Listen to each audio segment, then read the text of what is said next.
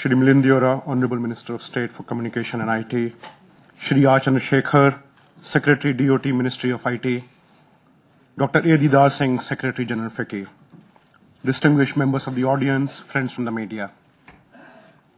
On the occasion of India Telecom 2012, it gives me great pleasure to present to you how a success of that will be measured by the extent to which the country can bridge the digital divide across urban and rural India, drive mass adoption of broadband services, promote local telecom manufacturing and R&D, and enable an environmentally sustainable telecom sector growth.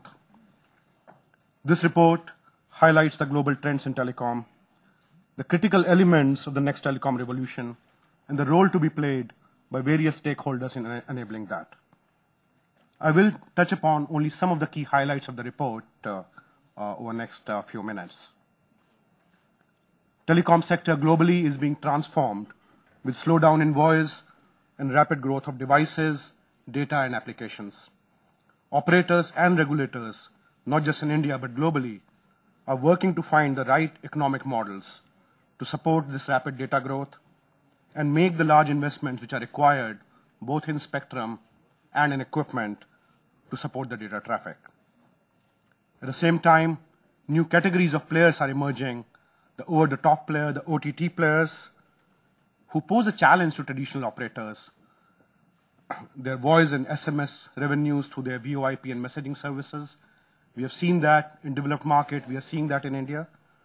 At the same time, they also offer new opportunities which are emerging in terms of media ecosystems being transformed. The cloud is also going to be the next frontier which offers significant revenue opportunities to the telecom sector. These changes will not only impact the telecoms, but also several other sectors such as banking, media, education, health, and government in a myriad of ways and offer opportunities for the governments, for the businesses, and the consumers. The telecom device with data connectivity promises to become the tool of empowerment and inclusion, and it is critical that Indian telecom sector and policy plans to embrace these changes. After a period of rapid growth, Indian operators face similar challenges over the last few years.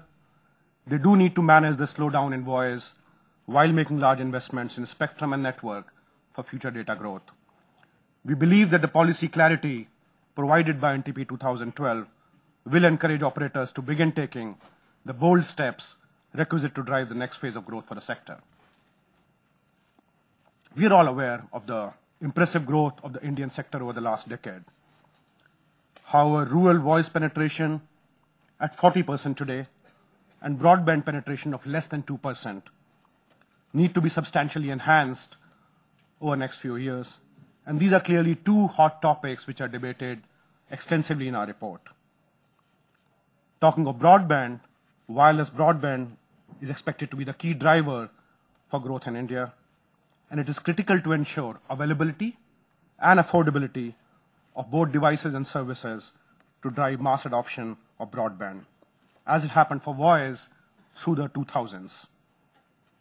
And the key levers to enable achievement of the government's ambitious target of 175 million broadband connection by 2017, as highlighted in our report, include facilitating investment in broadband backhaul and access infrastructure through NOFN and other initiatives like simplification of right-of-way, making available sufficient spectrum at market-determined prices to meet the substantive spectrum requirements for data traffic. This will include liberalization, sharing, refarming, and audit of spectrum on an ongoing basis. Increasing affordability of broadband services and devices through efforts around Akash, and also by facilitating local manufacturing. And last, but very important, fostering the development of local content to make it relevant for masses, particularly in local languages in rural India, to provide them an impetus to get access to broadband. With about 70% of the country still living in rural India, bridging this divide is critical for India's inclusive growth agenda. Telecom policy and the industry will have to jointly address issues to make telecoms in rural areas economically attractive for both consumers and for the operators.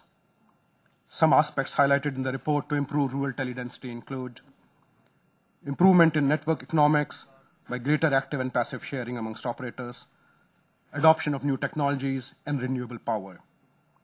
Additionally, the USO fund can be further utilized to develop shared access and backhaul infrastructure for rural sites, and also support growth of renewable power solutions.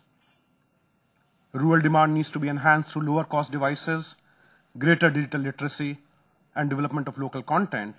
In addition, we believe government's efforts through NREGA and direct payment scheme to citizens, leveraging the Aadhaar cards, will also help enhance disposable incomes in rural India and make it easier for them to afford broadband services. Private sector also needs to work with the government's NOFN project to come up with innovative solutions to provide last mile connectivity and applications to the rural community.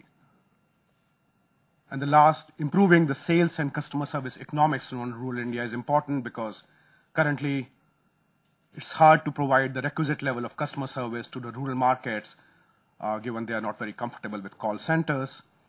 So there are opportunities to participate with private and public sector entities such as India Post, local bodies, self-help groups, and so forth. The large Indian telecom market also offers an opportunity for the country to develop a stronger local manufacturing footprint and improve commercialization of its R&D efforts. While global players can enhance their India footprint, local players also have opportunity to broaden their range of product offerings through own R&D or through technology tie-ups or JVs with foreign players. The report identifies specific focus products for the country in the initial stages of development, which include embedded technology and devices, fiber optics, wireless broadband, and convergent products. The report also highlights how telecom can become more green and sustainable and the role required from both the government and the industry to make that happen. Ladies and gentlemen, in my 20 years of association with the Indian telecom sector, I've seen the sector metamorphose every 3 to 4 years.